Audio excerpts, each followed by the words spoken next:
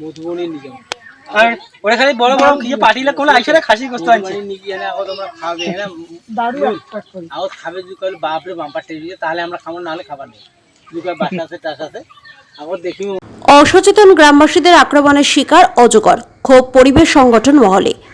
আবারও ডুয়ার্সে সেই একই ছবি, প্রশাসনিক উদাসীনতায় এমন ঘটনার পুনরাবৃত্তি। জলপাইগুড়ি বন বিভাগের মোড়াঘাট রেঞ্জ লাগোয়া চানাডিবা এলাকায় অজগর সাপের উপর চালানো হচ্ছে অত্যাচার। সামাজিক মাধ্যমে সেই ছবি ভাইরাল হতেই রীতিমতো ক্ষুব্ধ পরিবেশ প্রেমীরা। অজগর সাপকে দড়িতে বেঁধে টেনে হিঁচড়ে নিয়ে যাচ্ছে কয়েকজন যুবক। গ্রামের মধ্যে এই অজগর সাপটি ঢুকে যাওয়ায় তাকে দেওয়া হচ্ছিল এইভাবে শাস্তি। এই প্রসঙ্গে খুব দুঃখের সঙ্গে পরিবেশ কর্মী অনির্বাণ মজুমদার বলেন, অত্যন্ত দুঃখের বিষয়। এভাবেই যদি বন্যজীবের উপর অত্যাচার অব্যাহত থাকে তাহলে অচিরেই এই সমগ্র ডুয়ার্স অঞ্চল ইতিহাসের পাতায় চলে যাবে।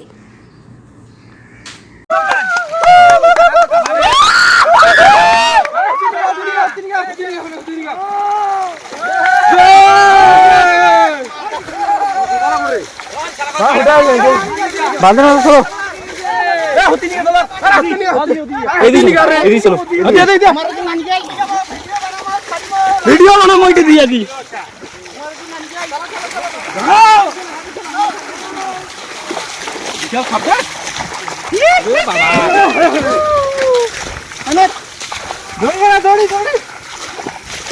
আমার তুই ধরে জমা সরি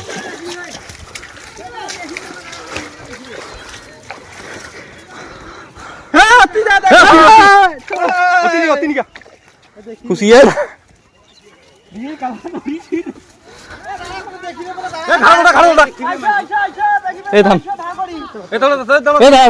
দেখিবি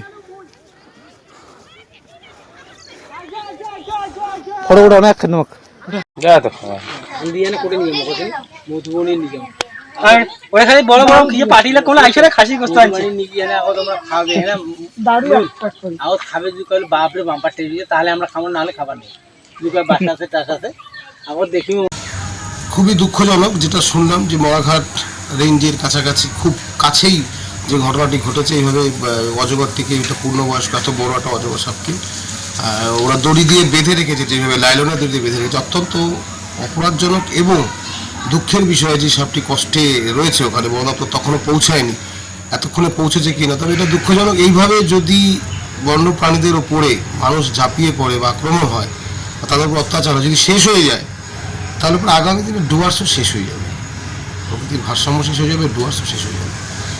মানুষ যে জন্য এখানে আসে, এখানে ঘিরে যে জায়গা, যে বিষয়কে ধরে, সেটা আর থাকে